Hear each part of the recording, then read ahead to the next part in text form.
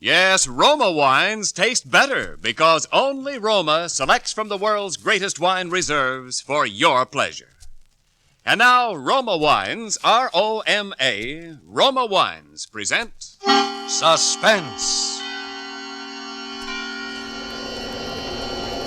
Tonight, Roma Wines bring you Robert Taylor in The House in Cypress Canyon, a suspense play produced, edited, and directed for Roma Wines by William Spear.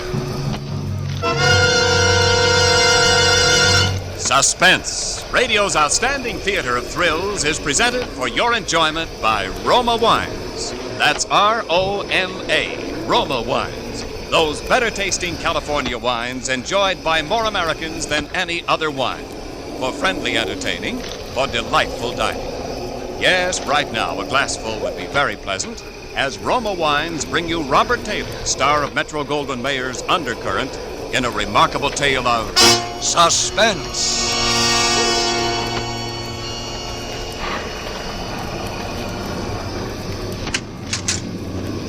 Merry Christmas, Jerry.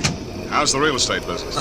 Kind of early with your greeting, aren't you, Sam? Well, I gotta get them in sometime. I may not see you again until next Christmas. If this real estate racket gets any crazy, I'll be dead by next Christmas. I'm glad you could get up here, though, Sam. What's on your mind, Jerry? You'll probably shoot me when you hear it, Sam, because I'm probably nuts. But doggone it, you're a detective and you're my pal, and I just had to tell somebody. Well, you sound like it's serious. That's just it. I don't know what it is, Sam, but... Now listen, you know we're agents for a group of houses up in Cypress Canyon.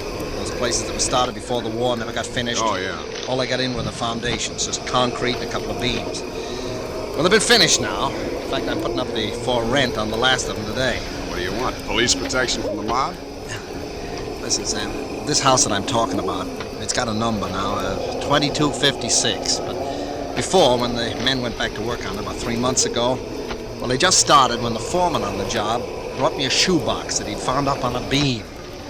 And this box had a manuscript in it, a story kind of, all written out. Well, he gave me the thing, I read it. I didn't think much about it, I put it in my desk. The other day, and I happened to drive by there, I saw the number on the house and what the house looked like. I thought of this manuscript. Well, I don't like it, that's all. There's something funny about it. What's funny about it? Well, mind you, this thing was found in an unfinished house in Cypress Canyon. House that was only just started building. All right. Well, listen, Sam, I want to read it to you if you got the time, and you'll see what I mean. All right, shoot. Well, here's how it begins. To whom it may concern. My reasons for setting down on paper what follows here will be abundantly clear. To anyone into whose possession it may fall. First, let me say that I'm a very ordinary person. My name is James A. Woods. I'm 35 years old. By profession, a chemical engineer. My wife, Ellen, was a school teacher when I met and married her in Indiana 7 years ago. There's nothing in the past life of either one of us to suggest remotely any cause or reason for the dreadful thing that has invaded our lives. Our married life has been in no way different from that of millions of other average, reasonably happy, and congenial families. 3 months ago, I was ordered by my firm to take charge of a rather minor project in Los Angeles, Hollywood to be exact. The order was a sudden one. There'd been no time to secure accommodations, and conditions being what they are, the inevitable result was that until day before yesterday, we'd been living in the cramped quarters of one of those characteristic California motels. Needless to say, most of our spare time had been devoted to a search for something more permanent and comfortable, but the fruits of these efforts had been, financially and in every other way, a geometrical progression of discouragement. Until last Saturday afternoon, only 4 days before Christmas. We were driving into town on our way to a movie when Ellen saw it. Jim, look! What? That sign in front of that real estate office. Oh, yeah. But don't you see what it says? For rent, furnished, 2-bedroom house, close in, immediate occupancy. Yeah, Aren't you going to stop? Oh, Ellen, you know what a sign like that'd mean, right out in plain sight in front of a real estate office. Oh, yeah, but Jim... Either they want $600 a month. We'll never know until we ask. If it's any good at all, there are probably 50 people fighting for it right back there now. Well, honey, there's no harm in trying, now is there? You really want to go back? Oh, it's probably foolish, but what can we lose? Okay. Oh, darling, come on, cheer up. How do you know? Maybe our luck's changed. Maybe fate's going to give us a nice new house for a Christmas present.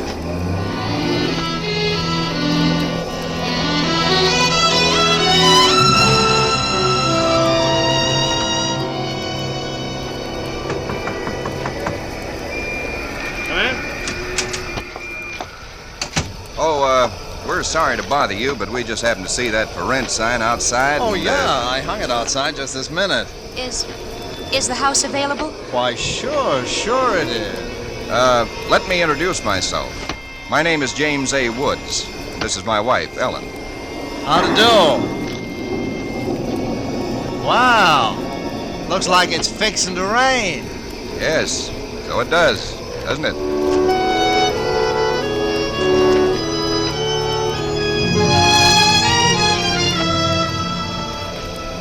Well, it was one of those things. The real estate agent had just been authorized to rent the place by mail that morning, and he'd hardly had time to look at it himself and put up his sign when we drove up.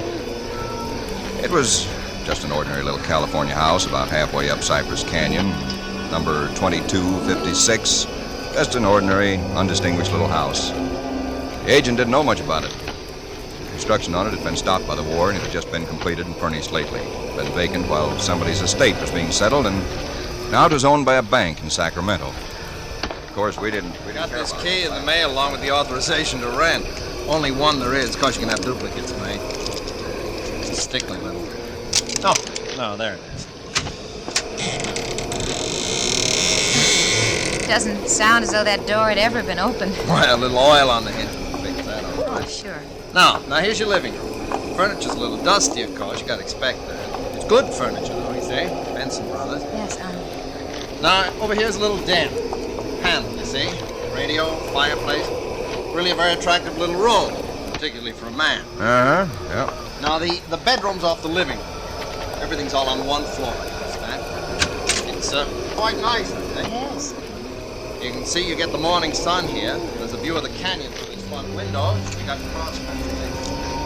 That's about all there was to it. It wasn't the best place in the world. It was small and badly built, but what would you have done? We took it with as little inspection as that. It was the Saturday before Christmas. And the very same evening, we were struggling up the steps from the road with suitcases and boxes and armloads of clothes and all the endless bric-a-brac that people collect and never know they have until they move. Ellen began unpacking, and I began moving things around and taking the worst of the pictures off the wall, doing all the little things that everybody does when they move into a new place and try to give it something of their own Don't be personality. such a sour puss. You know, it's a roof over our heads for Christmas. That's more than we ever thought we'd get, isn't it? Now, what in the world are we going to do with those 2 pictures? Why don't we just leave them where they are? Jim, we can't. They're too awful. Well, all right, put them in the closet then. I can't. Both the closets are jammed full. No, I mean the other one in the little alcove off the den. At least there's a door there. I suppose it's a closet. Yeah. That isn't a commentary on the housing problem, huh? A woman moving into a house without even knowing where all the closets are. Take the pictures down, will you, honey? Bring them in here. Okay. Guess you'll have to help me with this door. I can't get it open. Let me see it. Of course you can't, silly. It's locked. What are those keys we found on the desk? Here they are. Not this one. Sure this one won't work. No. Feels like an awful solid door for a closet. That's one solid door in the house. This one won't do it either. Well, we'll have to get a locksmith up here on Monday. I'll put the pictures behind the desk, okay? Yeah, All right. Jim, if you could just help me move this armchair, huh? Oh, Ellen, will you let it go until tomorrow? You know what time it is? Oh, but, honey, I'd like to get the place looking just a Yeah, little but it's bit... almost midnight. In fact, it's exactly... What was that? Tomcat, I guess, out in the brush somewhere. Sounded near. Oh, hope that doesn't go on all night. There's much we can do about it. Come on, Ellen, I'm dead tired. All right, Jim. Where'd you put the toothpaste, honey? It's right in the medicine cabinet. Oh, yeah. Jim, we ought to get some firewood tomorrow. You know, a fire in that living room would make all the difference in the world. Can't. Sunday. Well, Monday then. Jim, I think red curtains are what we need, don't you? Mm-hmm. No, just at least for the living room. Anyway, the ones in there now have just got to come down.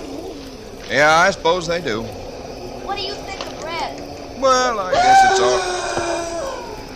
Jim. Some tomcat. Jim, it sounded in the house. How could it be in the house, Ellen? We've been over every inch of the house. Except that closet. How could a cat or anything else be in a closet that's been locked up for over a year? I don't know. Probably under the house. A wildcat or mountain lion or something. I hear they have them in California. Jim, I don't like Well, it. neither do I like it, but there's nothing we can do about it tonight. Oh, maybe we ought to call somebody, the police or some don't neighbor. be silly, Ellen. You act like a kid. Come on, let's go to bed, huh? All right, I suppose it is silly. Jimmy, did you lock the door? Yeah. Can I turn out the lights now? Yeah. All right. Good night, Ellen. Sleep tight. Good night, Jim.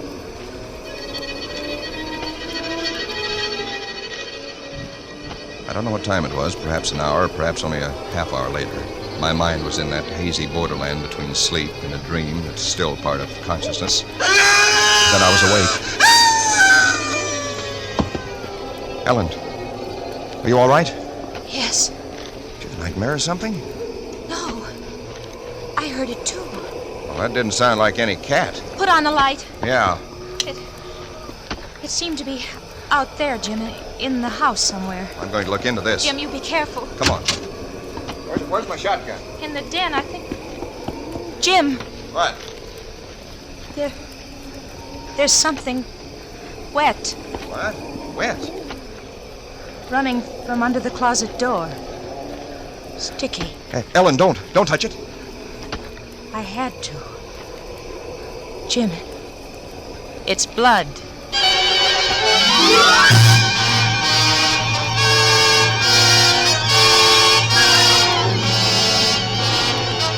For Suspense, Roma Wines are bringing you Robert Taylor in the house in Cypress Canyon.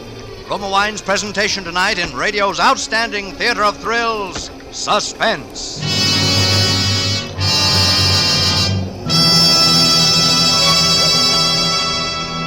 Between the acts of Suspense, this is Ken Niles for Roma Wines. These days before Christmas are busy ones indeed, yet smart hostesses everywhere find time for shopping and distinguished home entertaining later. The secret? Magnificent Grand Estate Wines. Presented by Roma, America's greatest vintner, Grand Estate Wines add distinction to your hospitality on a moment's notice. Make your holiday welcome, effortless, and in perfect taste.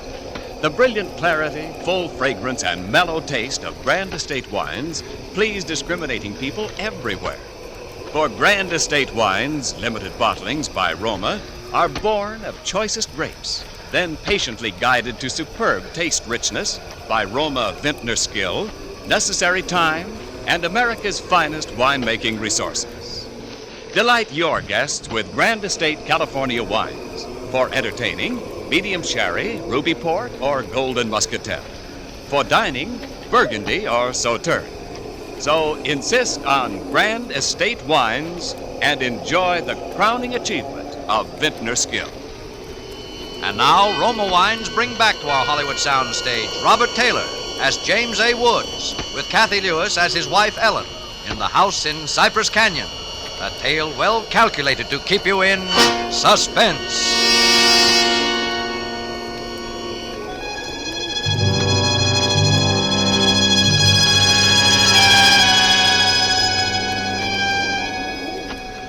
It cannot be too difficult to understand from the foregoing why I've taken the pains to set down in writing the events related here.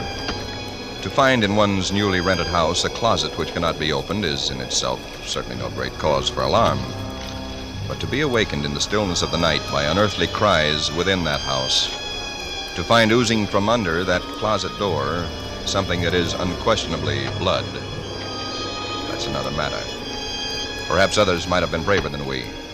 Suffice it only to say that we got out of the house in something very close to a panic, and only returned when we had the moral support of two stalwart Los Angeles policemen. You just moved in here, you say? That's right, officer. You can see we're still unpacking.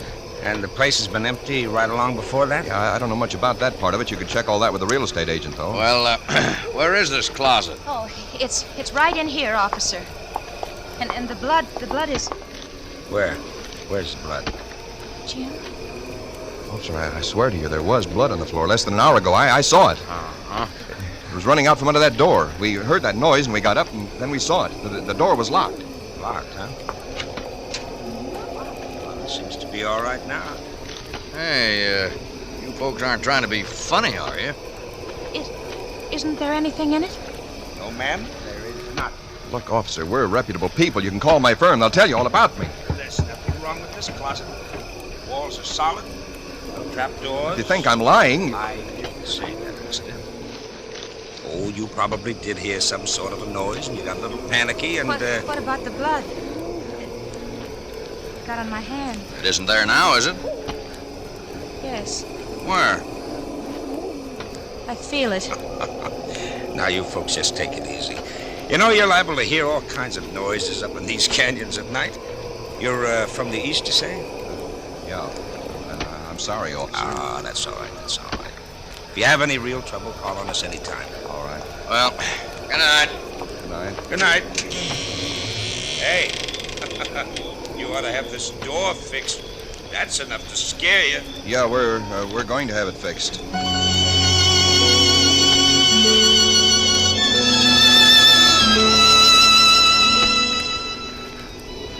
We didn't say much about it after that. There wasn't much that could be said. The next day, I went down to a lot and bought a little Christmas tree and some trimmings, and we tried to pretend we were cheerful, but there was an uneasiness between us that had never been there before. Ellen seemed tired and listless. Several times during the day, I noticed her washing her hands with a brush, scrubbing the one that had touched the blood. That night, we each took a sleeping pill and went to bed.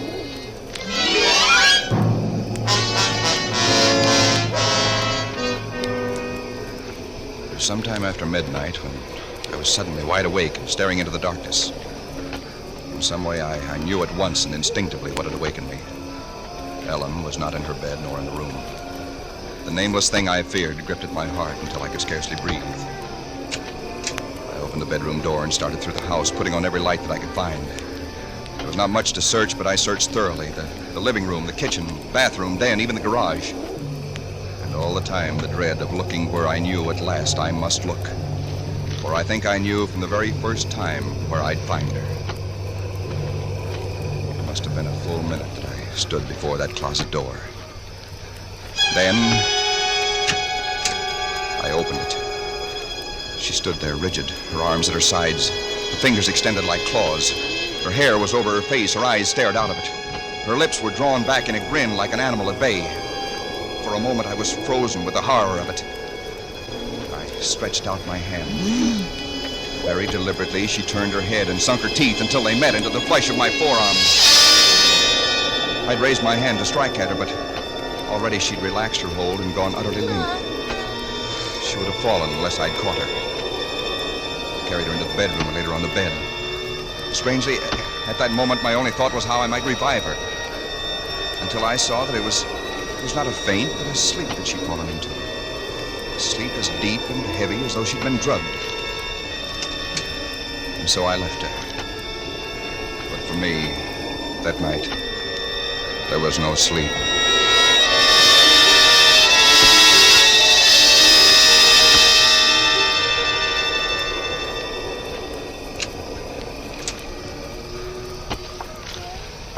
Yes, Ellen? Oh, I got a little restless, went out to make some coffee. Oh, I had the most wonderful sleep. And I feel so rested. Do you? Mm-hmm. Jim, What? what's the matter with your arm? Oh, I just heard it. Well, honey, it's terribly swollen. Let me see it. No, it's all right, Ellen. Oh, it isn't all right. You've got to see Dr. Wesley right away. Sure, I will. No, now you promised me, Jim, that you'll go the first thing this morning. How'd it happen? Oh, there was a dog. Dog? Yeah, I heard him trying to chew through the screen door. I went out to chase him away, and he bit me. There was all that racket, and I didn't even wake up? No, Ellen, you didn't even wake up.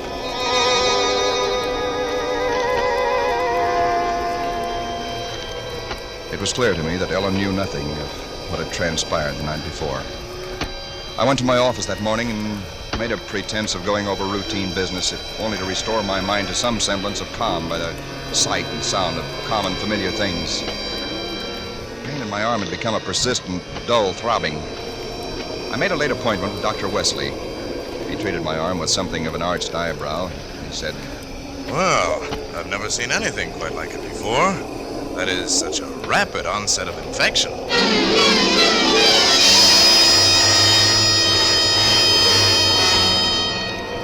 It was dark when I left his office. I hadn't realized it was so late.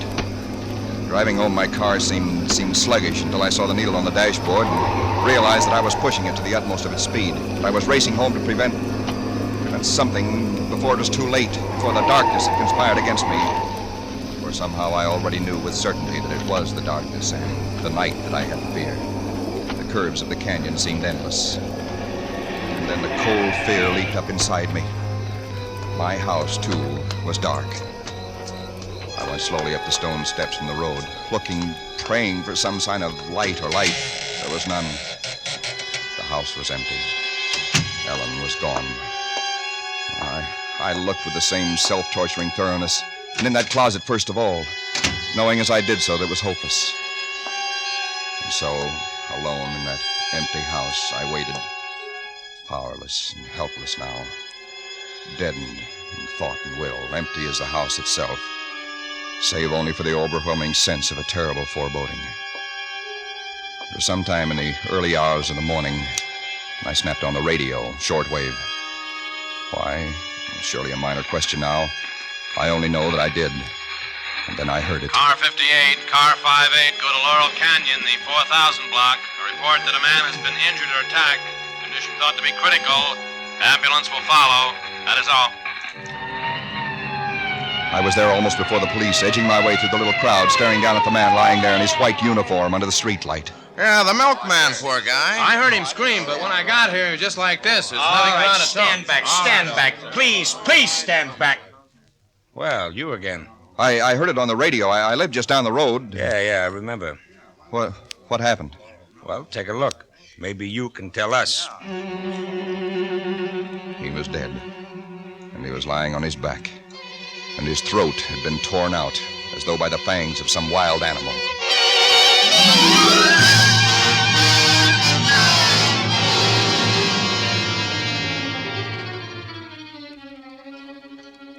It is now Christmas Eve, or rather Christmas morning, for it's a little after midnight. I've been waiting here in the stillness of this empty house for nearly 24 hours, waiting for the end. Already once tonight I've heard that dreadful wailing cry somewhere in the hills. I've nailed up the closet door, but that I know is childish and useless. My arm is horribly swollen and turning black, but that's nothing. It's another end that I foresee, as surely as other men foresee the rising of the sun. I hear the cry again. It's nearer now. I shall leave these notes in a sealed envelope and put it in a shoebox, in the hope that someone will give credence to these dark and terrible events, if indeed such nameless horrors can ever yield to mortal understanding. As for myself, I feel no longer any fear or even sorrow, only a desire that the end and the thing that I must do may come soon. And it will be soon, I know. Yes, for there is someone at the door.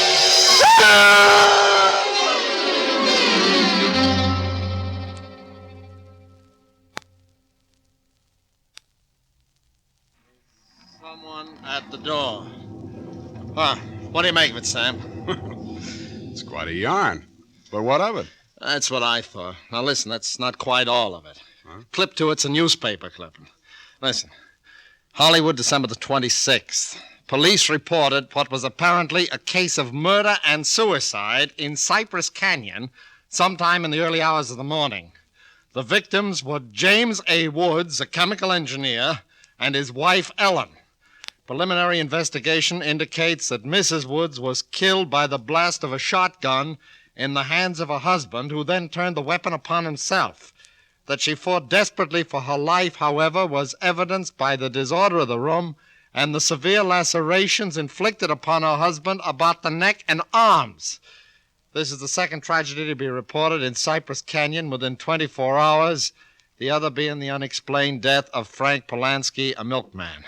Well, no such murders or whatever they were ever occurred, if that's what's worrying you. The clipping, well, you have those things printed up, you know. No, it's not that, Sam. That story was found in an unfinished house in Cypress Canyon. No number, no nothing, just a framework. Uh-huh. Now that house is finished. When I drove by it today, well, that's what stopped me, Sam, because it all fits. Now that it's finished, it is the house in the story, the same construction, the same vines and creepers on the lawn, even the same number. So what, a guy who knows roughly what this house is going to be like writes a yarn and loses it or something? Did he know the place was going to be listed for rental today, the Saturday before Oh, Christmas? Jerry, coincidence. Two bits you find the guy next door is a ghost story writer or something, and he's been wondering for a year what happened to that thing he wrote. Okay, coincidence. Well, I'm sorry I bothered you, Sam. Don't be silly. I liked it. It's a good yarn. That the for rent sign you were talking about? Oh, yeah, I'm going to put it up outside now. Uh-huh. Well, so long, Jerry, and Merry Christmas again. Yeah, well, thanks, Sam. I guess I was kind of silly, all right, huh? Listen, when a guy named, whatever it is, Woods, with a wife named Ellen, comes in to rent that place from you, then you can start worrying. Yeah. Well, so long, Sam. So long, Jerry. Come in. Oh, we're sorry to bother you, but we just happened to see that for rent sign outside. Yeah, I hung it out just this minute. Is the house available? Oh, sure it is. Let me introduce myself. My name is James A. Woods, and this is my wife, Ellen. How do? Wow. Looks like it's fixing to... Yes, it does, doesn't it?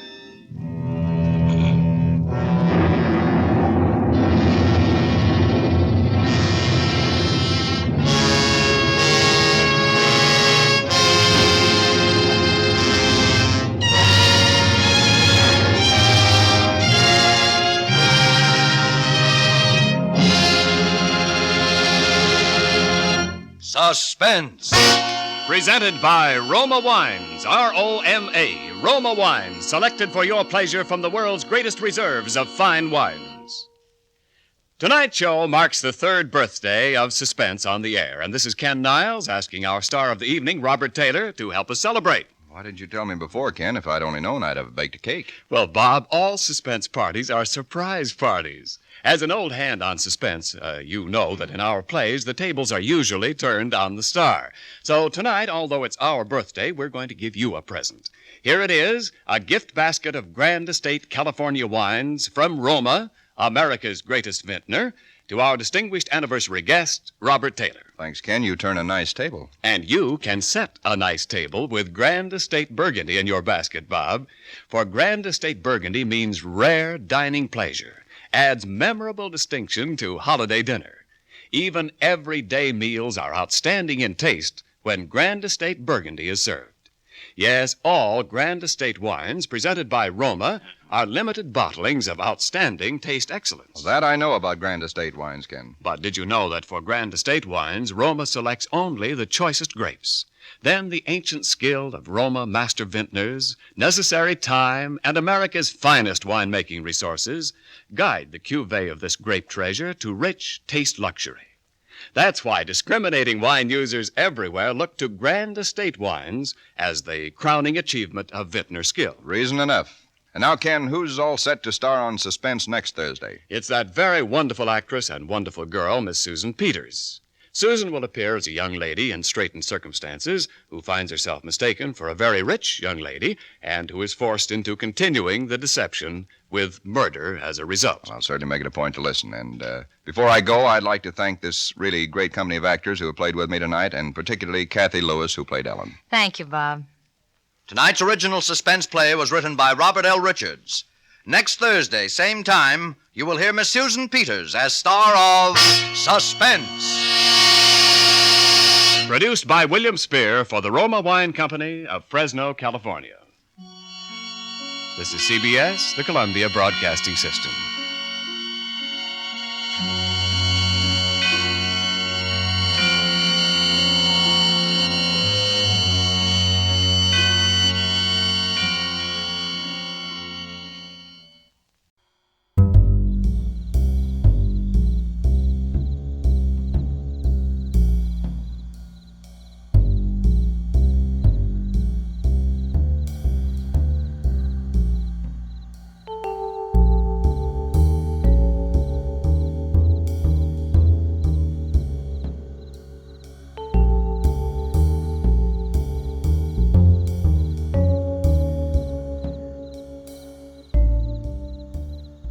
The CBS Radio Mystery Theater presents...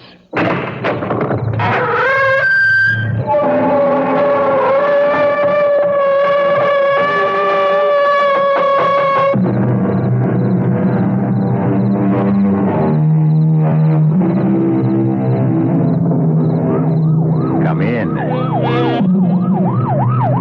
Welcome. I'm E.G. Marshall. No matter how many times I hear that sound, it still sends a chill down my spine. You know it's a police car or ambulance on the way to or from an emergency in which someone is badly hurt. At Mercy Hospital, not everyone arrives with the shriek of a siren. Most arrive quietly with the help of a relative or friend. Some come alone, hoping against hope that the grasping pain around the heart is only indigestion. A few come under their own power, sheer willpower that keeps them conscious against all of the body's desire to give up, but hoping, as we always hope, that the bell has not yet tolled for us. Hear that, Chief? What, Dr. Grant? Siren. Oh, I hope it isn't one of our ambulances. Well, 10 to 1 it is. There's one of those nights on emergency when... Help. Here. Help. All right, Toby, give me a hand. Yes. Orderly, get that rolling cart. Oh, he's heavy. He's just about unconscious. Where are you hurt, sir? Stomach. All right, orderly. Take him from Dr. Grant and let's get him on the cart. Easy now. On his back. Gently. What is it, Dr. Peterson? Appendix? Oh, you won't ask me that now. I've opened his jacket. Look at that blood on his shirt. What is it, then? Get me some swabs. This man's been shot.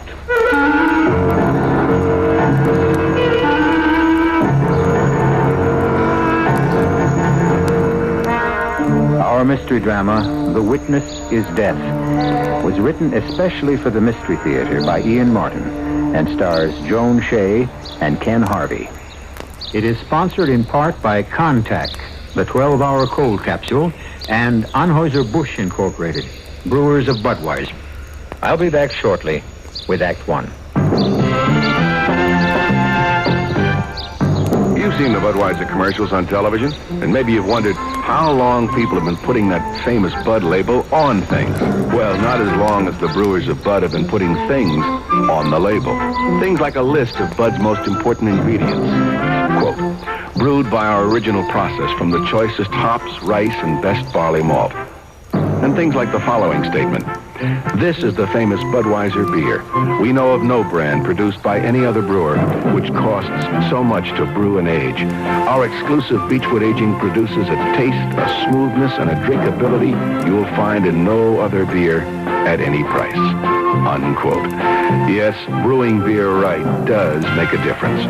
Read the Bud label. Taste the king of beers, and you'll agree, when you say Budweiser, you said it all. Anheuser-Busch, St. Louis. Save a little and save a lot more at the Northwest Federal General Store. That's where you'll find a giant Cracker Barrel of gifts. Gifts for savers by famous makers we all know. The Sunbeam hand mixer, the Schick style dryer, a Presto pressure cooker and Waring blender. And they're all free or priced for special savings when you save $250 or more. See them all in our newspaper ads. And now you can save at 3 centers of interest in the Great Northwest Territory, on Irving Park Road, on Dempster Street in Des Plaines, and now in Norridge in the Harlem Irving Plaza. So save where you get the highest interest rates allowed by law, and get free gifts too, from the Cracker Barrel of gifts now at Northwest Federal Savings. But come in soon. Some styles and colors are limited. 1 gift per family, please. Offer good for a limited time only. Remember, it's Northwest Federal Savings Time, 63 hours a week.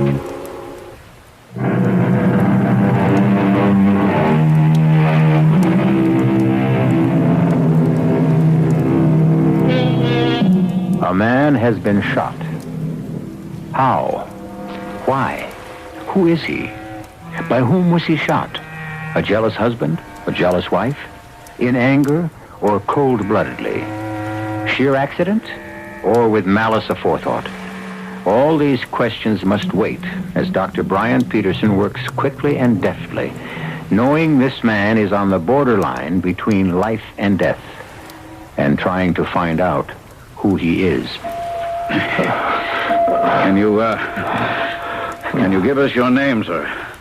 I don't know. You don't know your name? No. Who's shot? Rip open the rest of his shirt and get your stethoscope on his heart. Yes. We see how he's doing. Will do. Sir, can you hear me? No. Damn, he wasn't shot all that recently. He must have hemorrhaged internally like mad. Orderly, you and the nurse take him straight to emergency. Alert Dr. Aiello. We're going to need anesthesia. He doesn't look like the kind of man to get mixed up in a shooting. Looks can be deceiving, as you'll find out. MS intern. Is he going to die? Oh, not as long as he's breathing. Nurse, get me some gloves. I want a good look at that bullet wound. Swab out the area again, Doctor. See the wound? Yes. It's small. Definitely point of entry. Just one shot. That's all I see. All right, thank you, nurse. Oh, get me a probe and some retractors. Thank you. Now, let's have a better look. It was no toy bullet. Heavy .38 could be a police special. And the bullet's still inside. All right, get us an emergency OR, Doctor. We're going to have to go in. Doctor, should you risk operating without a release? I mean, who knows who this man is? Oh, we have information. We know he's white, male, and from his hands, I'd say some kind of workman. The police will have to take it from there. Murder. Someone tried to murder. It's all right, sir. We are doctors. You're in a hospital, and you're safe now. What's your name? Name. No. I don't remember nothing except tried murder. Okay, Toby, go call the police. Then come up to OR. You can scrub and assist me on this one.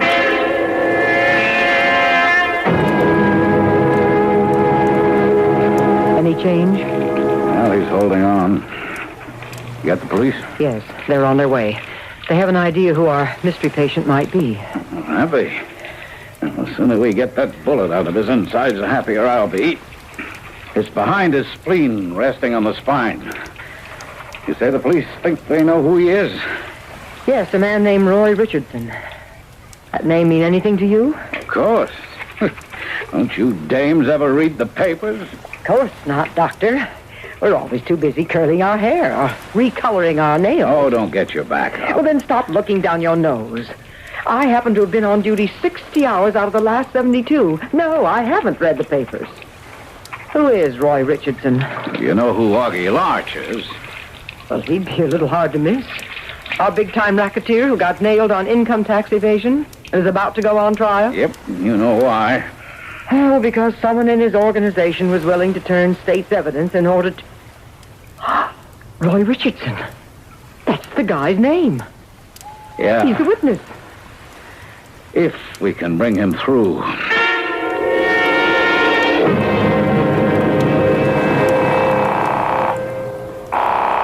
Yeah?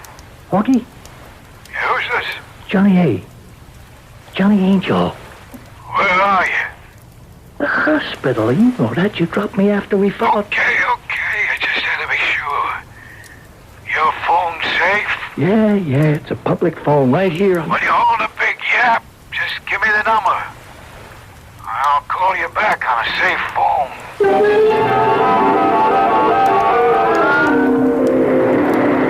Suction. Cut off that bleeder, Toby. Retractor. Clamp. Tied off, Dr. Peterson.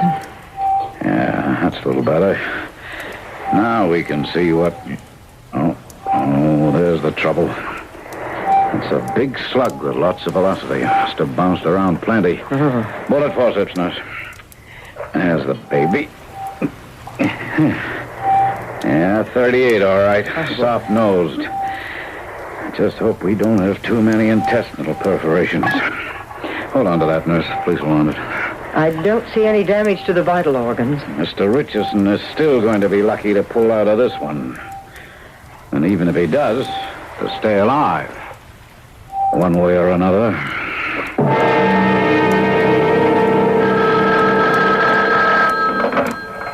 Mercy Hospital? It's okay, Augie. It's me. It's Johnny A. Okay. What's the scoop? They're operating on him now. Yeah, did he talk? I don't think so. He barely made it in the door. I saw the lock but couldn't get to him in time. Is he gonna make it? I got no way of knowing. Well, you better make sure he don't. Augie, what can I do here in the hospital? You better figure that luck never comes to. He can nail me, and I don't intend to be nailed. But if I should be, you better know you're deep-sixed. But Augie... Don't talk, move. I'm going to give you a safe number you can contact me through. And if you need Gus, I'll send him to you. If that fink's mouth has got to be shut, let Gus handle it. That dummy is expendable. Only you back him up and make sure.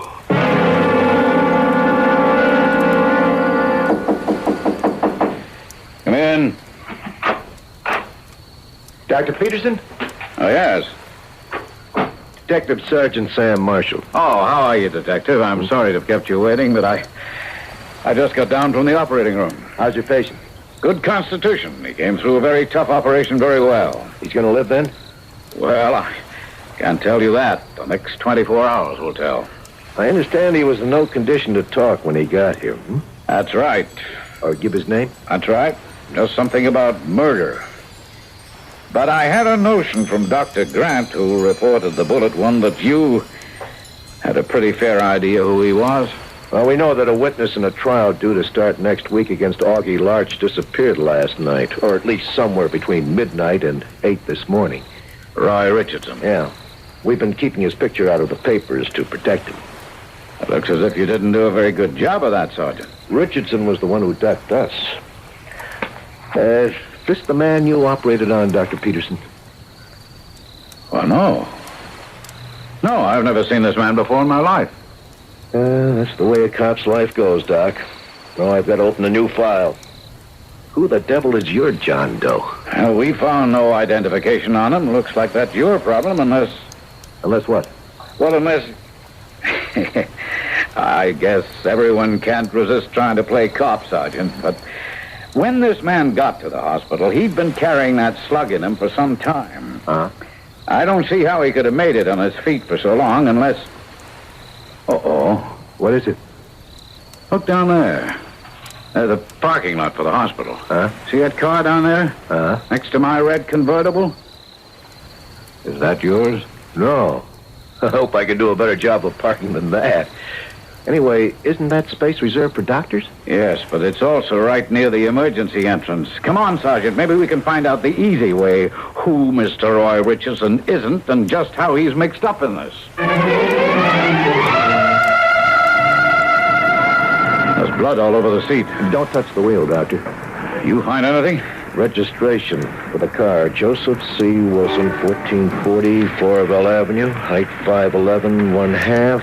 Weight 170. Eyes blue-gray. Hair light brown. Age 36. Sound familiar? Yes, that could be the man I operated on. Description fits. Apex Insurance. In case of accident, notify Mrs. Joseph Wilson. Let's go do that little thing, Doctor. You know this Wilson? I mean, was he another witness? Never heard of him. But I'd give a lot for a few words with him. Richardson is still missing, and my hunch is any deal he thought he could make with Augie Larch was one way. The odds are that Richardson is already at the bottom of some convenient lake. The big question is, did they intend to dump Mr. Wilson there, too? Or was he one of them and something went wrong? Either way, you've got to help me get something out of the guy. We had Augie Larch just where we wanted him. And I don't want to see him get off the hook.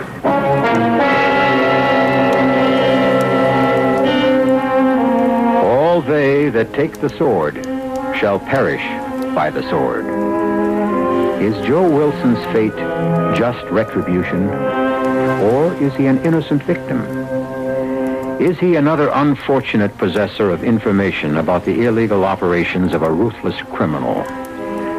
Or is he something else entirely? Someone with no contact at all with Augie Larch, and yet who is infinitely more dangerous to him. I'll return shortly with Act 2. Give your hand to a friend. Give your heart to your love. But give your cold to contact. The sooner the better. 6 or 3 or 1. Please don't give me problems. I'm catching a common cold. Sneezing, drips, congestion. Give your cold a contact. For up to 12 hours continuous relief of those symptoms, you'd need 6 cold tablets, 2 every 4 hours, or 3 ounces of Cold's liquid, 1 every 4 hours, or just 1 contact. I know, the tiny time pills. Right. Both the others have things for aches, fever, and the liquid, something for coughs, not found in contact. Your cold, your choice. Sneezing, drips, congestion? I'll take the contact. Give your cold to contact. The sooner the better. 6 or 3 or 1. Take contact. Only as directed. The Marine Corps Reserves are looking for a few good men to help keep the peace. We're looking for men who understand that nobody likes to fight, but somebody has to know how. We want men who want to see their children grow up in an age of peace. Men who will do more than wish for it. Men who will work for it. Men who don't need the draft to know there's a job to be done. Men who ask themselves what they can do for their country and do it. We're looking for a few good men to stand with the Marine Corps Reserve. No shortcuts, no compromises, no promises except one. You'll be a Marine, and you'll be ready. That's the job of a peacekeeper.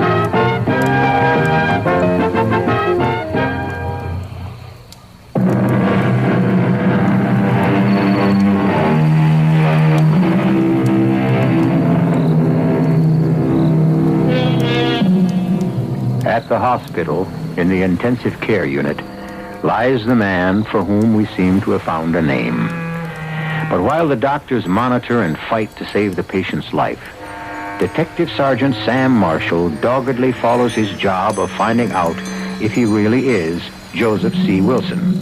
And if he is, who he is, what he is, and what led him to being the target of a perhaps lethal bullet. As soon as the necessary police machinery has been set in motion, he goes personally to interview Joe's wife, Helen. And I was frantic. I was just going to call you. The police, I mean. Now you tell me this. How could anyone ever shoot my Joe? Well, the point is, somebody did, Mrs. Wilson. Now, I've seen a picture of him. There's no doubt it's your husband. But why? Joe didn't have any enemies. Not that kind, anyway. What does your husband do for a living? He's a plumber. Does he have a partner? Work for a firm? No, he's just in business for himself. Does he stay out much nights? Oh, not Joe. Outside of his work, the kid's me his whole life. How many children do you have? 2. Mm-hmm. Ronnie, he's 8, and the baby, Sue Carroll, she's 3. How come he went out last night? Well, it was an emergency call. Know from whom? Oh, yes. The Bensons, up on Long Ridge Road. They're old customers and kind of friends, so that's why he went out so late. Would there be any reason for him to come back by the old high road? Yes. Yes, he's stubborn about some things. It's a shortcut, but... But what? I've asked him not to use it. There are so many blind curves, and it twists, and it's narrow, and it's all full of potholes, and... Well, nobody uses it much since it's so deserted, and since you... If you do meet someone coming the other way, it's so easy to have an accident. I was always afraid. Now he's had one. Please, I want to go to my husband. I want to talk to him.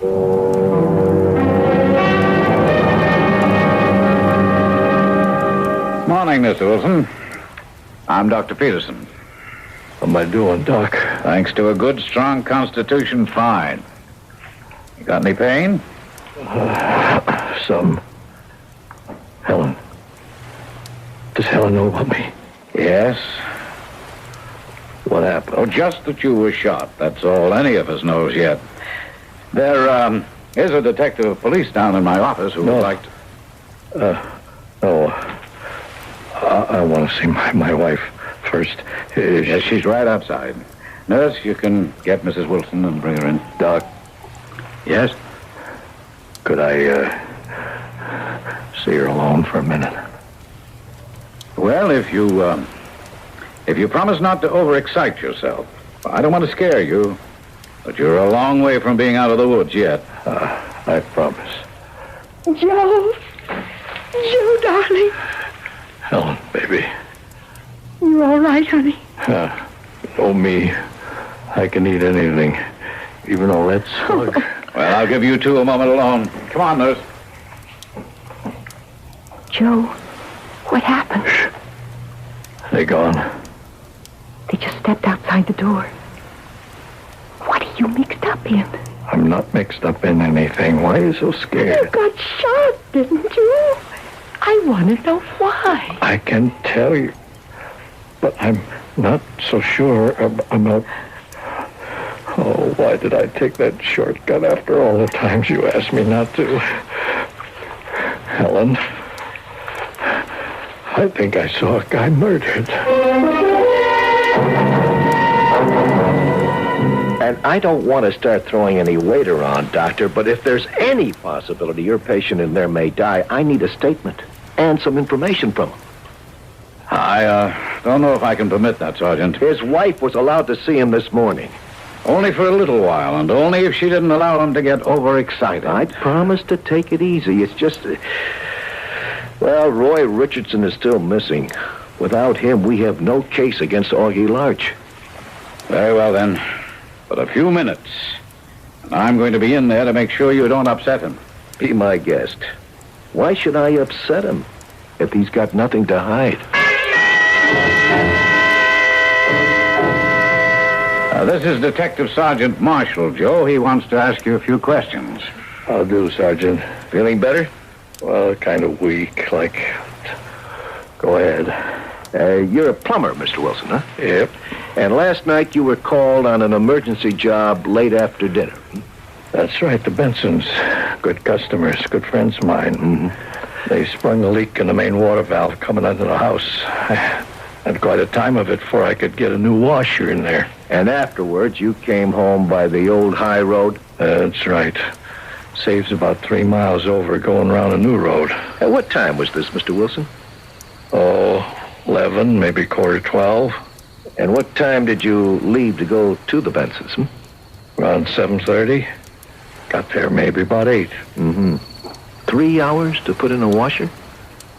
Well, like I say, I had a tough time of it. And the Bensons are old friends. I stuck around talking, had a beer or so. And it was coming back on the old high road you were shot? That's right. How? Well, see, I was coming around a sharp bend where the road kind of dips down in a hollow. And I hear what sounds like a blowout.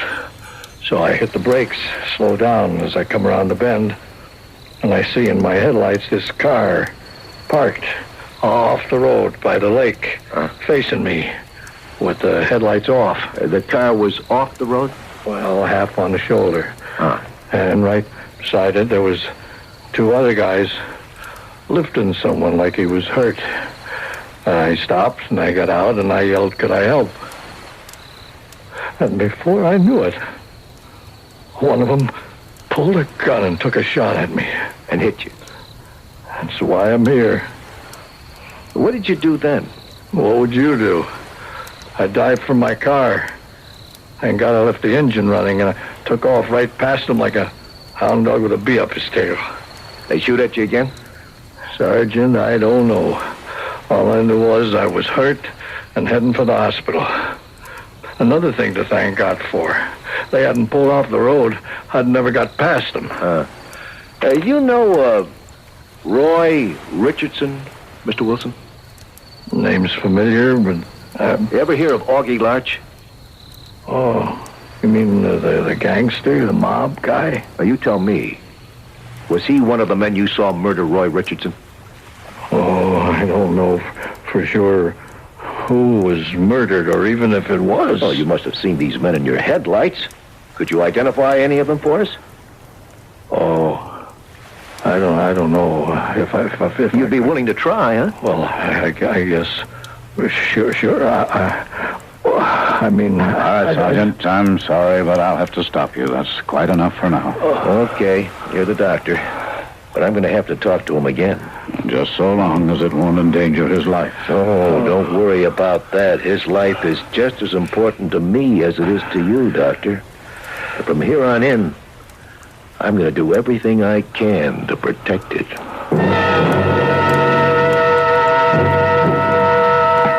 I haven't told the kids about you yet, Joe. Because all day I've been doing a lot of thinking. What kind of thinking, Helen? You got yourself mixed up with some real bad, no-good trash. Don't you think I know that, hon? They left me with a big enough message to remind me. There are messages from the other side, too. You know, there's a policeman on guard outside your door. Why? Joe, darling, those men. Or the one who shot you and the other one. Could you recognize them if you saw them again? I'm still mixed up. Like sometimes I tell myself, I'm not 100% sure I could. And then I shut my eyes.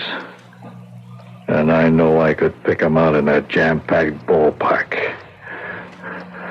But if I really had to tell the truth, I think maybe the reason is I'm just plain scared. Oh, Joe, darling, don't you see that's just the way I feel? I don't want you to identify those men, even if you could. They've done enough to you already. I don't want you to take any chances they'll do any more. Still, Helen,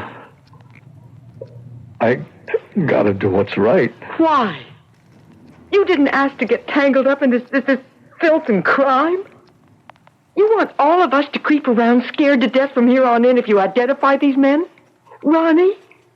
Sue Carroll? Me? But look at what happened to you already. But, Helen, it's like I'm a citizen. If I've got rights, I got duties, too. Joe, promise me you'll stay out of it. That's the only way all of us can be sure we'll be safe. Especially you.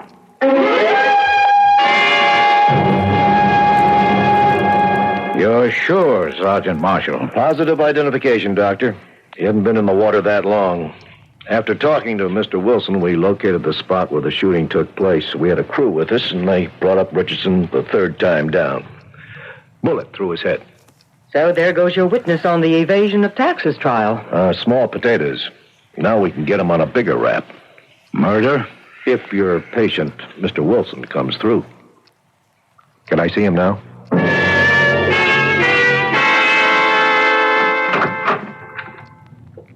I'm sorry to have to break in on your visit, Mrs. Wilson, but Sergeant Grant has to talk to your husband. More questions, and not so much this time. I had a copy of the transcript you made to me this morning typed up. I'd like to get it signed. I'm not going to look at your pictures. Why not? For the same reason I won't sign this statement. I can't identify the men. You indicated you might. Well, I'm not sure anymore. He'd be in terrible danger if he could. Mrs. Wilson, every precaution is being taken for your husband's safety. You saw the police guard outside the door. What about my wife and children? I'm trying to cover your house, too. With killers like these, that's no protection. What else can I do? Could I come up with an idea? And welcome. Well, it's the neat old adage which solves all problems. Dead men tell no tales.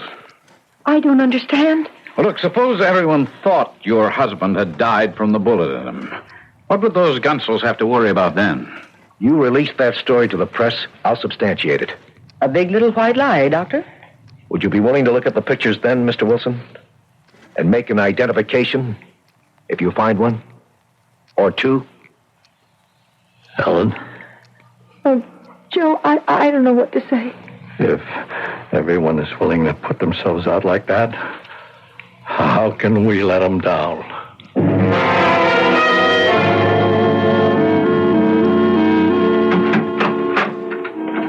Morning, Joe. Well, how's it going today? Well, I ain't ready to take on Muhammad Ali, but I'm getting there. Well, this may give you a lift. The morning paper, page 1. Shooting victim succumbs. Joseph Wilson, age 37, died at Mercy Hospital last night as the result of a mysterious bullet wound inflicted while he was driving along the old high road. Wilson, a plumber by trade, leaves a wife, Helen, and 2 children, ages 8 and 3. Let me see that. Well, you have the right. Not many men get to see their own obituaries. Sure gives a man a funny feeling. I'll bet. The victim's widow said he will be buried in Clendon Cemetery. That policeman sure did it up thoroughly, didn't he? Well, they could scarcely release a story that you died without being nice enough to bury you. At least now the killers are off your trail. Hello, Augie? Johnny A. You seen the papers this morning? Good news, nothing. Forget it. I'm telling you, the guy ain't dead. About a half hour ago, I seen his wife sneak into the hospital. And just to make sure, I took a chance and went by his room at the hospital just a minute ago. There's still a cop outside the door. You don't need fuzz to guard a dead man.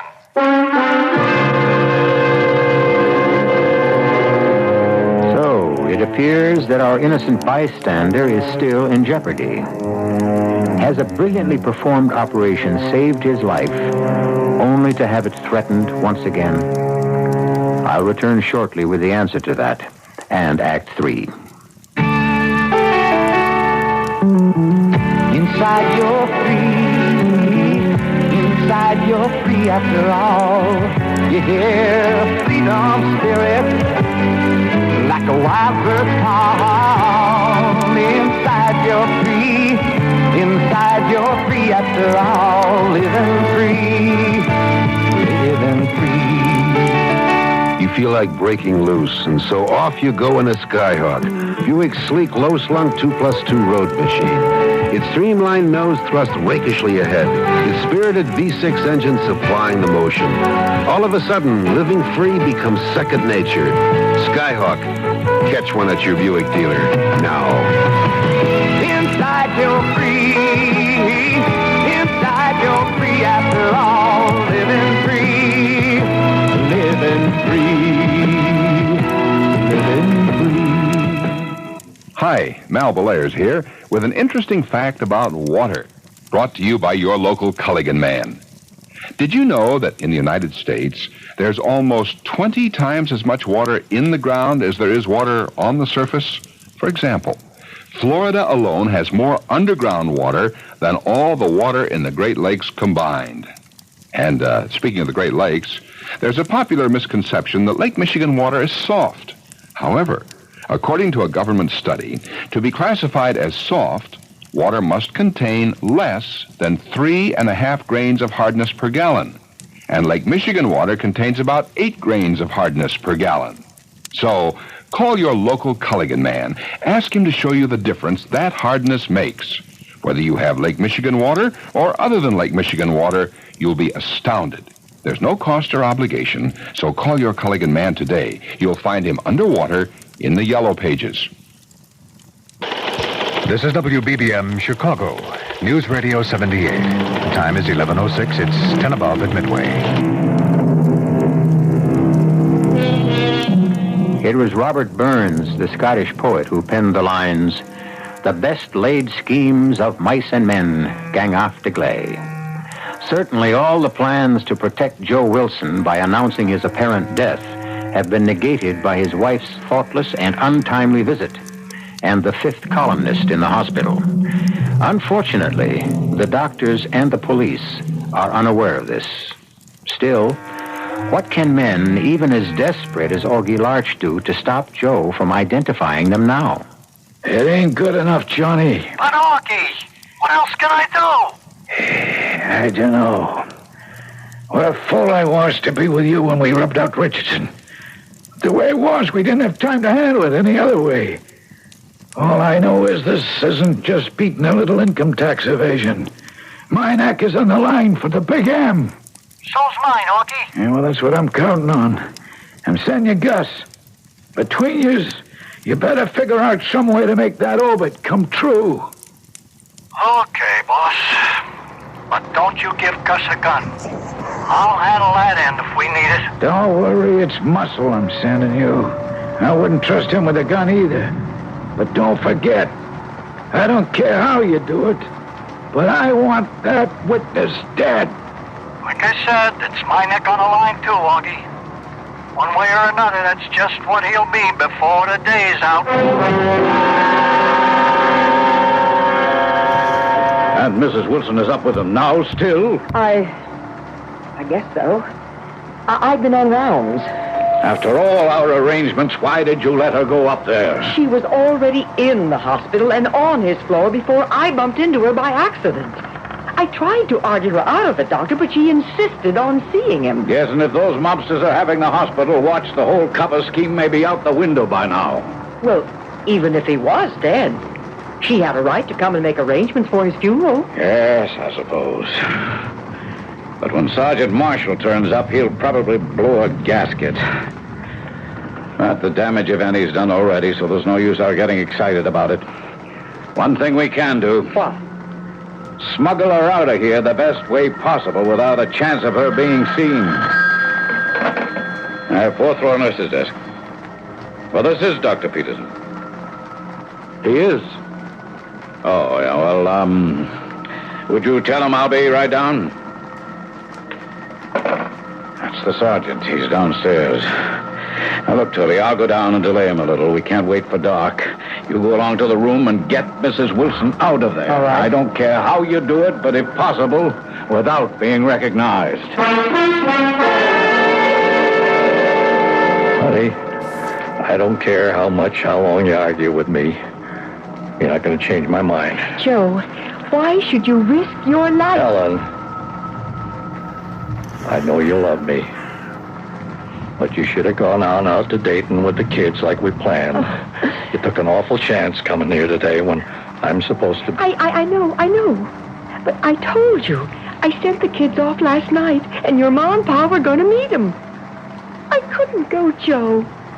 I laid awake all night worrying about the chance you're taking. And I had to come to ask you not to take it. Baby, I'm a citizen. It's my duty. I'm sorry to break in on you, but Sergeant Marshall is downstairs and on the way up. Mrs. Wilson, I think you'd better get out of here. Helen, you listen to the doctor and me. You go. You let me do what I have to. Joe. If I'm going to live, I have to live with myself. And there's only one way I guess I can do that.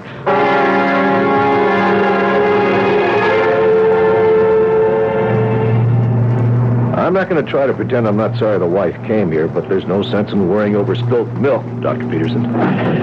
Sooner we get a positive identification on who murdered Roy Richardson, the sooner Joe Wilson will be out of danger. From outside threats, perhaps. The man is still fighting for his life from the damage that bullet did to him inside. So, take it as easy on him as you can. Cops are human, Doc. That's all right, officer. Just relax, but keep your wits about you. Can we go in, Doctor? Oh, sure.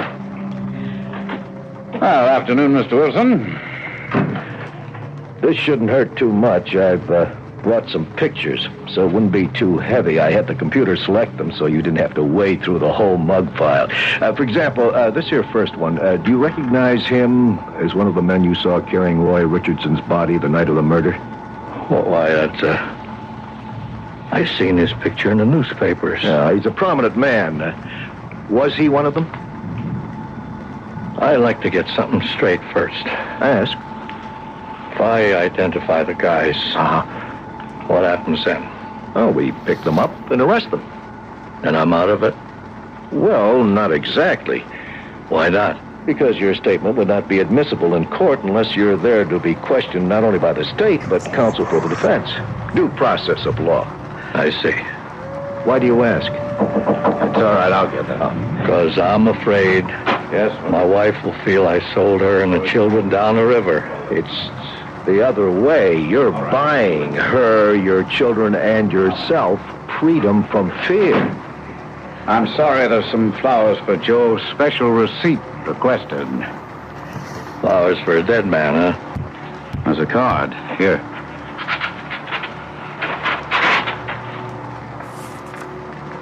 You read it, Sergeant. Joseph C. Wilson, room 412. Best wishes, Joe, from your watchful friends, both here and in Dayton. That's right. Dayton. Where I sent my kids to be safe. Oh, forget about this. Your wife shouldn't have come to see you this morning, but you'll be protected. Yeah, we're going to be protected, Sergeant Marshall. You get your little pen and pencil out. I'm going to give you my final statement. Now, wait a minute. Not even a second. You start writing. It was too dark on the old high road for me to see a thing. I don't know what happened. I couldn't identify anyone in a million years. Just count me out as a witness.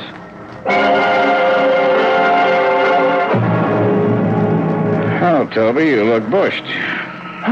Tired enough to step out of channels and say to the chief of staff, so do you. Well, it's an occupational hazard. Can't you take a break? No, sir. I have emergency clinic from 8 to 12. How about you? 24 hours a day for me.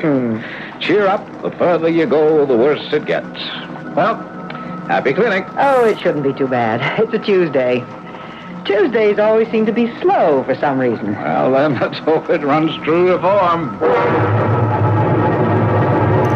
Okay, Gus. Let's try to forget your belly and concentrate on what you need clinic service for, huh? Oh, yeah, sure. I got a bum ache. Yeah. Concentrate on your ankle. Yeah. It's sprained. It hurts like hell. Maybe it's even broken. Okay? Yeah. Now, it's dark enough. Let's go. Next. Hi, Doc. Not so busy tonight, huh? Which makes doctors thankful for small mercies. Oh, I guess you are right. What's the matter with your friend? Well, we was visiting a friend here in the hospital. Yeah. And on the way out, I turned my ankle on a step coming down from the front door. Oh, the pain! On the steps down, leaving the hospital? Well, let's have a look. Which ankle? The right, doctor. Yeah. Well, I don't see any evidence of... Well, now we're all alone. Can you see this, Doctor?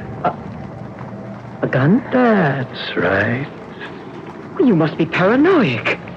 One shot in this whole hospital. Wouldn't hear a thing. No silences, see? Close the door, Gus. Right. What is it you want? Get us in to see Joe Wilson. And get us out with him. You ought to be able to figure a way. But real quick. Do you really think you can parade me through the hospital at the point of a gun? Even a silenced one? No parade, Doc.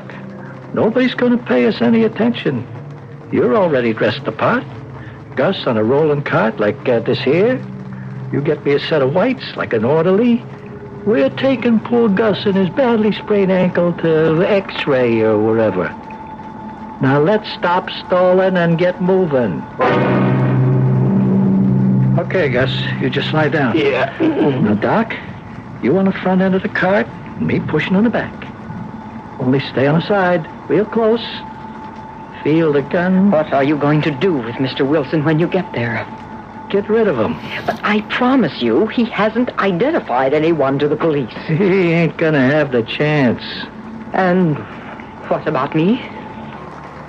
You're not so hot at guessing, are you, Doc?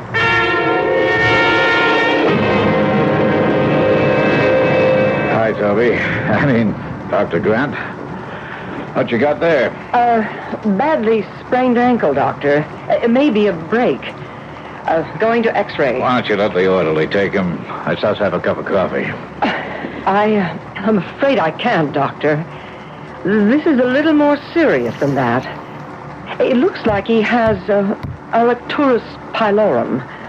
And I'm afraid the constrictor pharyngus may be involved. The constrictor You know how dangerous that can be, Doctor. There may even be a break involved. I want to stop that if it's possible. Okay, Doctor, that's your problem. You'll be able to handle it. I'll just go hit the hay for the night. You do that, Doctor. I've got to get this man up to 4th floor X-ray for special pictures. Oh, by the way, you better take the back elevator. The front one's out of whack again. Oh, I didn't know. Oh, didn't the orderly tell you? Well, he's a new man, Doctor. We'll handle it. Okay, it's your problem. I'm going home and forget the hospital exists. Nice going, Miss Doc. You handle that real sensible. Now, how far to the other elevator? Oh, not far. Just a few zigs and zags. It's in the old building. But what do you expect to do when you get there? Just substitute our stretcher passenger for Joe Wilson. Gus has an orderly suit he can change to. Then we just wheel our patient back down and out of your life. Out of mine? It's like any professional job. You can't leave any loose ends. This the elevator? Yes. I guess this is it.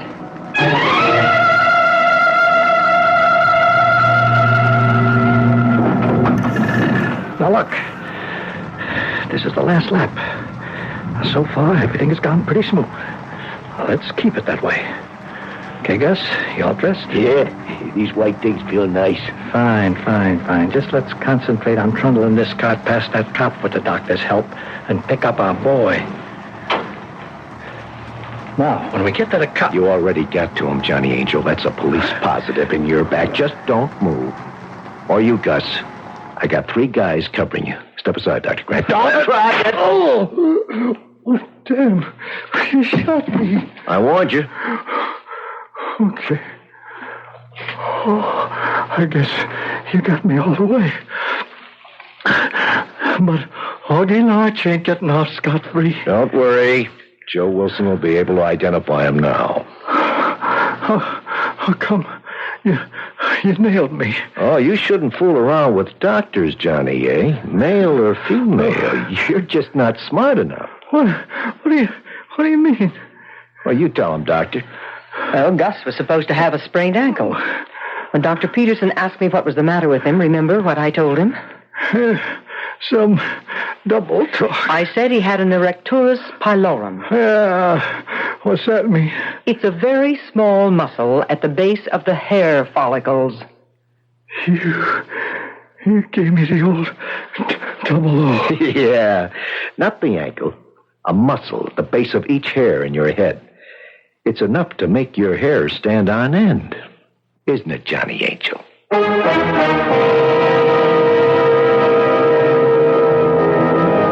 With the help of Joe Wilson's identification, Augie Larch and Johnny Angel were charged with criminal homicide and held without bail. Later, both were convicted and sentenced to maximum terms. Joe recovered successfully, and he and Helen subsequently had 2 more children. It's really another story with a happy ending. More or less, except for one thing. In the state where our story took place, murder in the first degree is, once again, the death penalty. I'll be back shortly.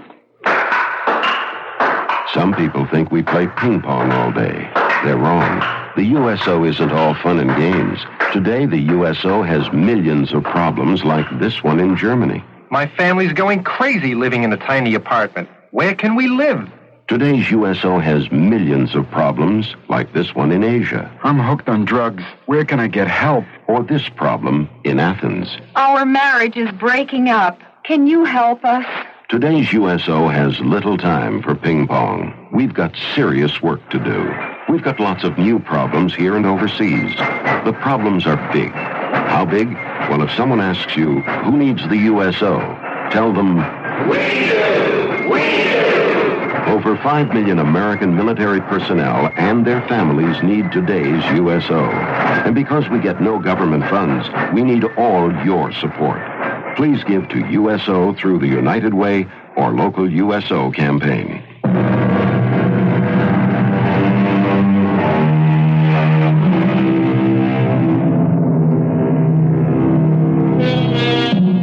The one thing that remained strongest in Joe Wilson's mind after the horror and pain of his experience had faded was the decision he had come to, finally, to make the identification.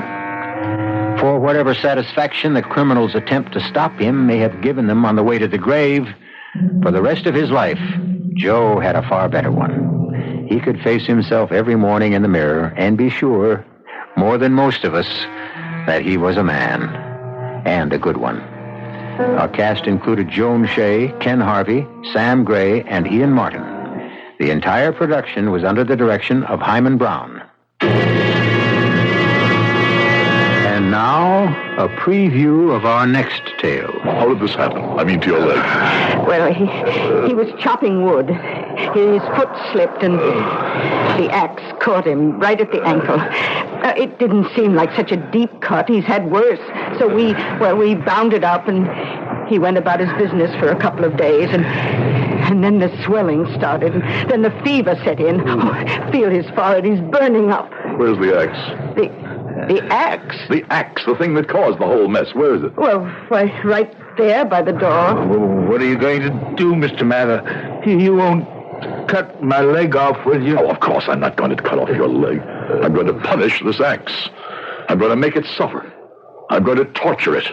I'm going to make it endure such pain. But how? How are you going to do that, Mr. Mather? I'm going to crucify it. Radio Mystery Theater was sponsored in part by Buick Motor Division. This is E.G. Marshall inviting you to return to our Mystery Theater for another adventure in the macabre. Until next time, pleasant dreams.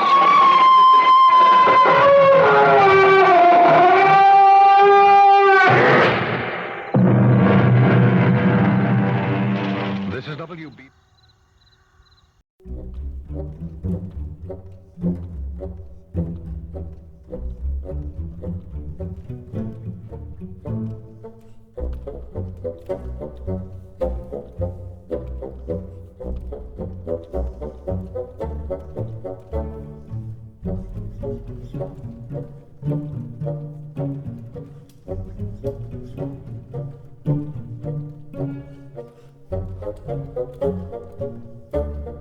Interest in and love of painting.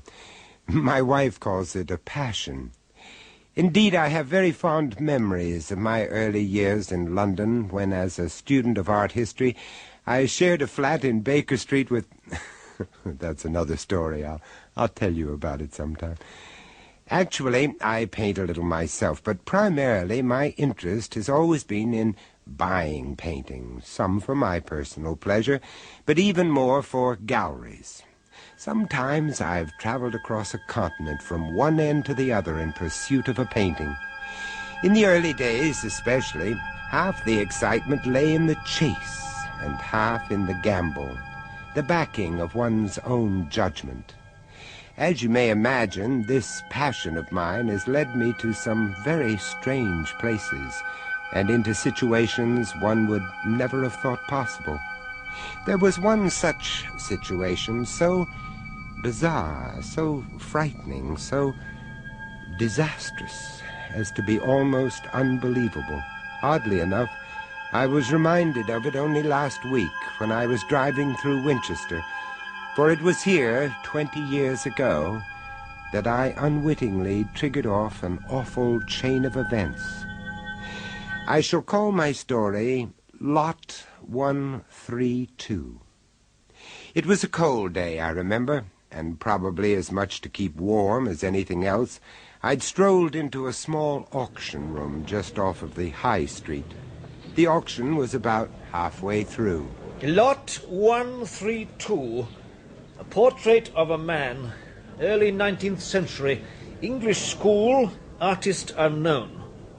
I moved forward to take a closer look. The portrait was of a man in a crimson riding jacket. He looked about 45, with black hair, a large, bony face, and small, closely set eyes. Now, at that time, I had an interest in a modest gallery in London, and although this was clearly a painting of some quality, I felt no desire to buy it. Besides, there was something oddly unnerving about that face, particularly the eye. What am I bid? My gaze continued to be drawn to the portrait. It was an uncomfortable sensation. £15. £15. 18. 18. And there I was, against my will, bidding for Lot 132, for an unknown man in a riding jacket. £25. 25. The portrait was mine. But I didn't have my usual elation about the purchase. I decided it must be my own illogical hypersensitivity to the face that was at fault.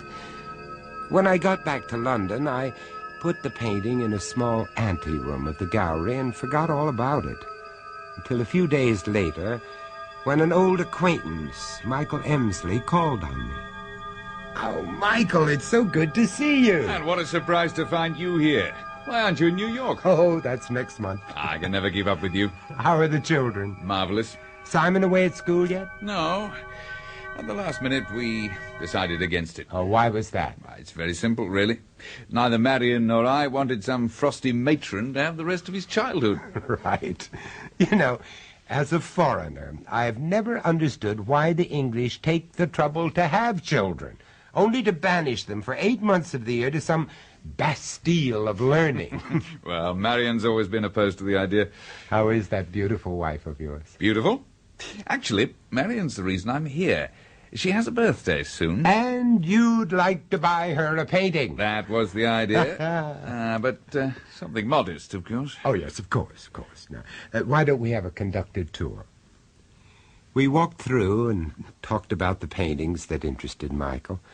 Suddenly he stopped and said, "That portrait over there." Yeah? I don't know. It seems to draw me to it. I must say I don't particularly like the chap's face, but I feel compelled to look at him.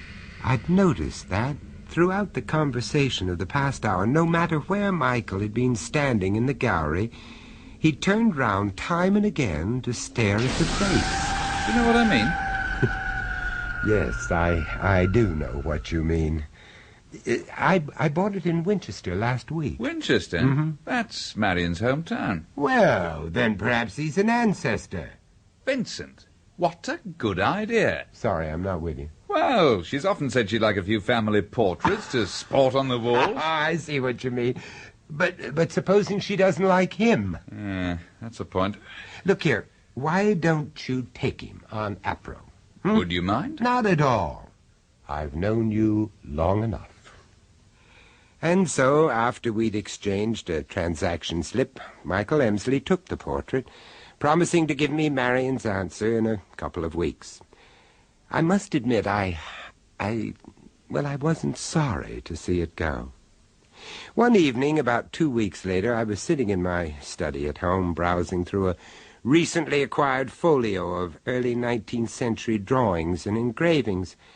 I was delighted when halfway through I turned up an engraving based on that very portrait. What was more, I found out it had been painted by one Jacob Robertson in 1825. He was a painter just now being rediscovered.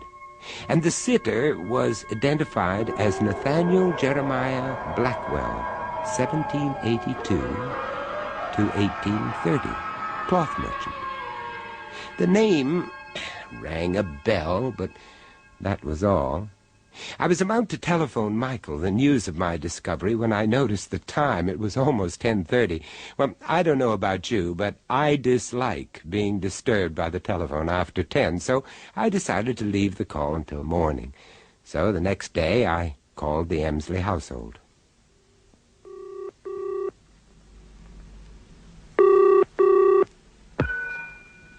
Yes? Michael? No, sir. Oh, could I speak to Marion, Mrs. Emsley? I'm afraid not. Would you mind telling me who you are, sir? I didn't recognize the voice, but, well, very briefly I explained who I was and about the whole portrait business. You say you're a friend, Mr. Price. Yes. How long have you known them, sir? Oh, about 7 or 8 years. Why? Who are you? Chief Inspector Lowther, sir. Murder Squad. Within minutes I was in the car, heading for the Berkshire village where the Emsleys lived. All I could hear, all I could think about were the words, Murder Squad.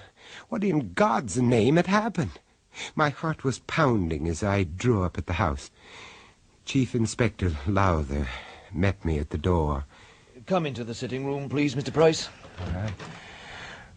Oh, my God, Inspector. This room, it looks as if it had been ravaged by a madman. Madman's the right word, sir. Well, the Emsleys, Michael, Marion, where are they? Mr. Emsley's at headquarters, taken into custody. Custody? Why? Gave himself up, Mr. Price. What? And Mrs. Emsley's dead, sir. Murdered. Murdered? But what about the children? Oh, for pity's sake, Inspector, where are they? Let me take them. Let me look after them. They're dead too, sir. At this point, I felt physically sick.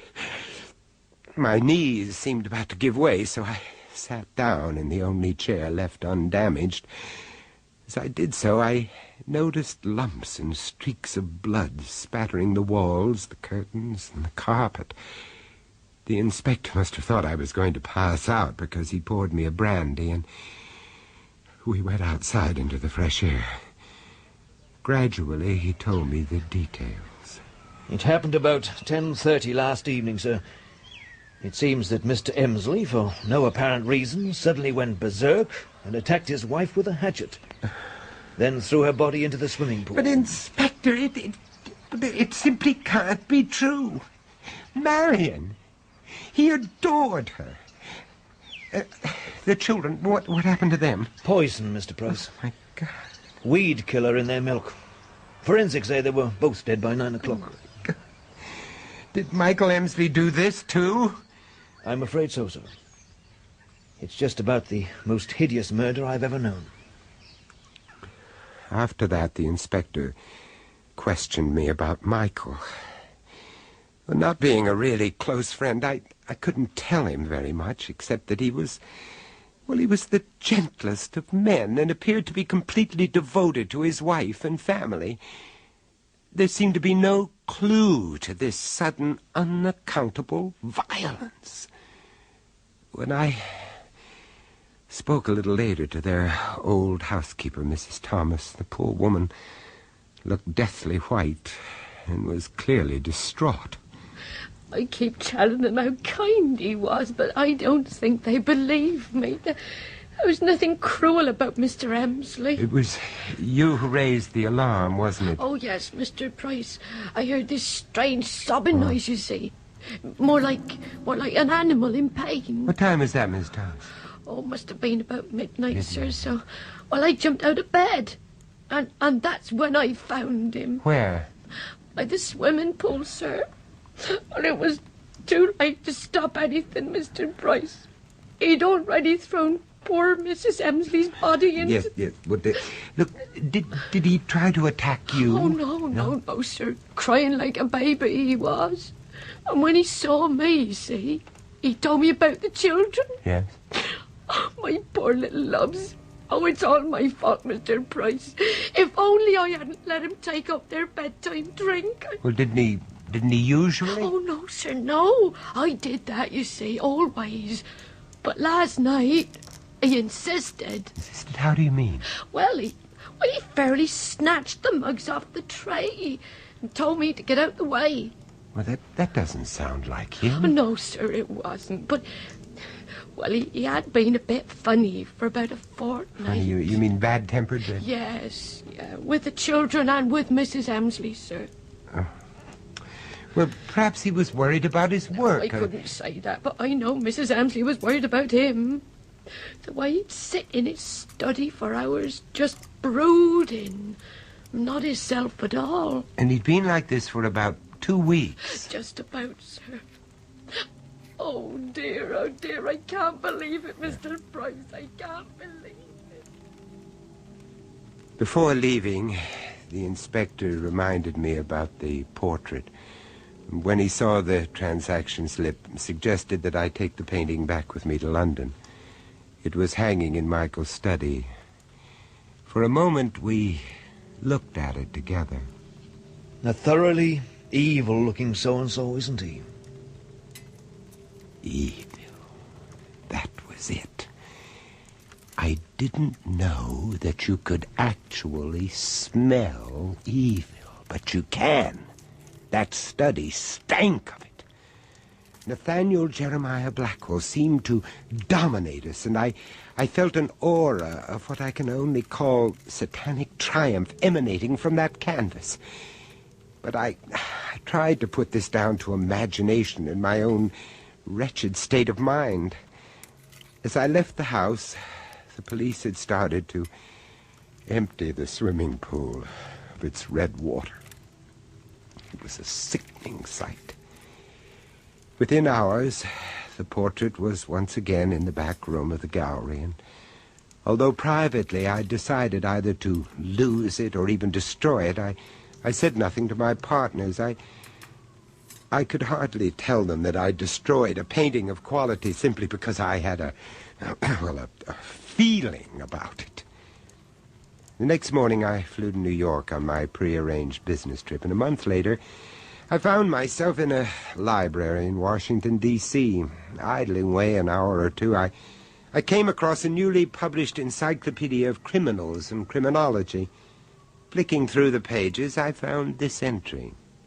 Nathaniel Jeremiah Blackwell, 1782 to 1830. Hanged in London for the murder of his wife and children. Brutally assaulted wife with hatchet. Throwing body into river. Poison put in children's gruel. Nicknamed Killer Satan. So that was it. Blackwell's evil. It must still be alive. How else could one account for Michael Emsley's behavior? But despite instinct, I couldn't logically dismiss the possibility of coincidence. However, I didn't intend to take any chances. That portrait had to be destroyed. Immediately, I canceled all further engagements, and the next day flew back to London. Can you imagine my horror when on arrival at the gallery I found the portrait had been sold 3 weeks previously? I had to work quickly. The record showed it had been bought by a Peter Smythe living in Haywards Heath. I telephoned and spoke to his wife, telling her that there had been some confusion over the portrait, that my partner was unaware that I'd promised it to another client. Do you want to buy it back, Mr. Price? Mrs. Smythe, it would save me a great deal of embarrassment if that were possible. Well, so far as I'm concerned, by all means. I can't stand it. It gives me the creeps. What about your husband? Well, he seems quite fond of it. It's hanging in his study. I see. Do you think I have any chance of persuading him to part with the painting? You could come over and try, if you like. Thank you. This evening? Yes, but, could you make it about 8:30? I'll have got the children to bed by then. We'll have more of a chance to talk. Yes, I understand completely. 8:30 then. Thank you, Mrs. Smythe. Goodbye. Coincidence? Imagination. I couldn't take the risk. This time I had to back my instinct. I had to get to the Smythe house before the children were put to bed. I arrived at about 8 and left the car parked outside the front gates. As I walked up the long drive, sheer natural curiosity urged me to peer through the window of a small garden shed. Standing on a workbench was a large tin, clearly marked weed killer, poison. I quickened my steps to the house. Approaching the front door, I could now see the gardens which lay at the back. When I saw a large ornamental fish pond, my stomach turned over. Weed killer? Water? Coincidence again? I rang the bell. Good evening. You must be Mr. Price. Yes, that's right. I'm sorry I'm a little early. Oh, that doesn't matter. I haven't quite got the children settled yet, but do come in. Thank you. Actually, I'm rather glad you are early. Oh? I haven't had a chance to tell him about this portrait business yet, but I'd like to explain about my husband. Well, is he ill? Oh, no. No, not physically, but he's become depressed about life in general, so he may give you the wrong impression. But how do you mean? Well, he's always been such a happy, easygoing person, no temperament at all, not like me. And he's changed? Oh, yes. Yes, totally. He's moody, he's irrational, and he's never been bad-tempered with me and the children for no reason. But now... Miss Knight, how long has this been going on? Oh, about 3 weeks. 3... I can't understand it. It happened almost overnight. 3 weeks, I see. But does he want to talk about it? I mean, communicate? Oh, no. No, that's just it. He takes himself off to his study and sits there for hours, alone. Well, perhaps he's overworked. Maybe he needs a holiday. Oh, we tried that a week ago. Was he any better? Much. But within a few hours of being home, he was just the same. Oh, I'm so worried about him. Do forgive me, Mr. Price, letting my hair down to a complete stranger. Not at all. You've actually been a great help. If there's anything I can do... Well, as a matter of fact, I hope things may be improving. Oh? Yes, just before you arrived, Peter insisted he took the children's bedtime drink to them. He almost threw me out of the kitchen. Mrs. Smythe, where is he now? He's in the kitchen making it. The kitchen door opened and Peter Smythe walked out, carrying a tray. There were 2 mugs of milk on it. I knew that I had to stop him, so I edged to the foot of the stairs. Quickly, I thought, if I held out my hand as if to shake his, I could easily send the tray flying onto the floor. Darling, this is Mr. Price. He wants Get to... out of my way. How do you do, Mr. Smythe? Oh, stupid bloody fool! I'm so sorry. Oh, what must you think of me? Please. Please, it was an accident. Give me. May I help clear up the mess? No, really, I'll do it. So sorry, Mrs. Smythe. Look, I know this is hardly the time, but I really must talk to your husband about that portrait. Yes, of course. Where did he go? Into the study. The portrait's there, too. Thank you. We crossed the hall to the study. The door was closed. Darling? Darling? Someone to see you. Peter? Peter Smythe was sitting at the desk, his back towards us, staring up at the portrait of Nathaniel Blackwell. In a second, I recognized the same smell of evil in that room, and I suddenly felt afraid. Peter, do you feel all right? He sprang out of his chair and turned to face us.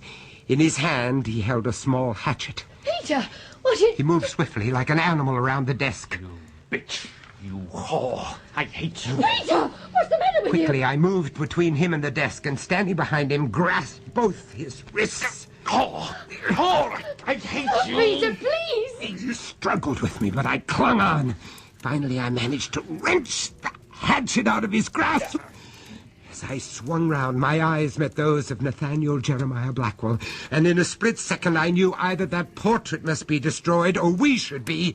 His evil was still alive, dominating, commanding. Then Peter Smythe, with a lunatic strength, threw himself at me. I shouted to his wife, "Hold him! Hold him! Keep him back! It's the portrait! I must destroy that portrait! Hold him!" Hold on! You fool! Leave that portrait alone! Peter, stop it! Gripped his hands around her neck. Quickly, I struck at the portrait. With the first blow, Peter Smythe released his wife, cried out in pain, and reeled around the room. I struck at Blackwell's eyes, his nose, his mouth, his chest. I felt possessed, overwhelmed by anger and hate. But Smythe, his strength ebbing away with each blow, began to whimper like an animal. Finally, the picture cord gave way, and Nathaniel Jeremiah Blackwell slid to the floor.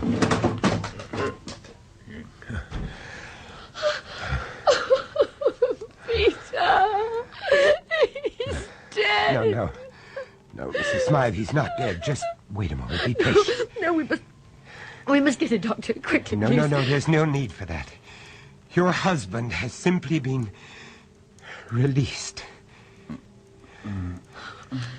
Peter. Oh, thank God. Darling.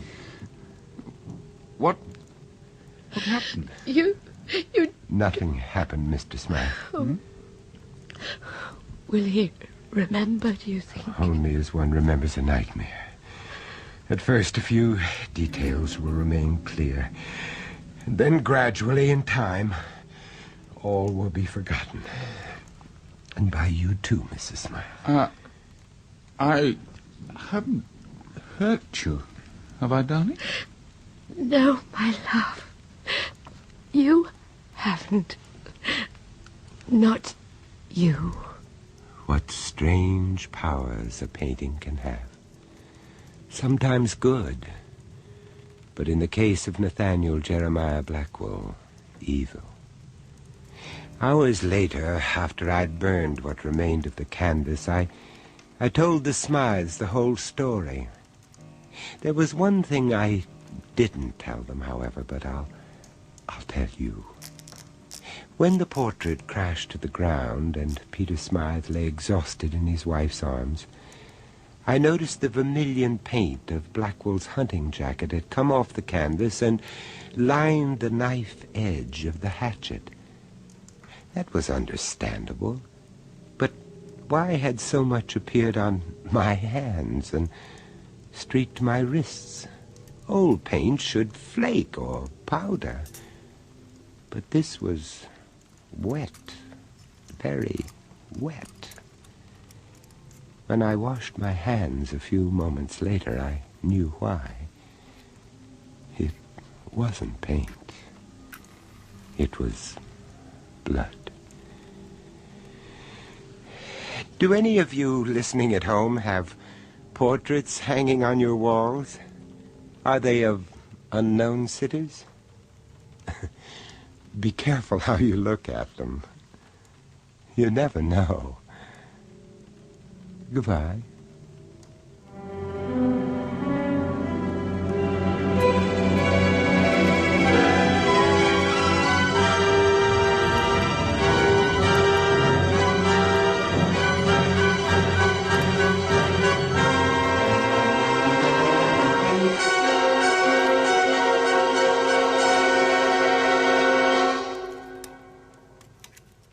That was Vincent Price bringing you The Price of Fear, with Elizabeth Morgan, Douglas Blackwell, and Alexander John. This story, Lot 132, was first recounted and dramatized by Elizabeth Morgan and produced by John Dias.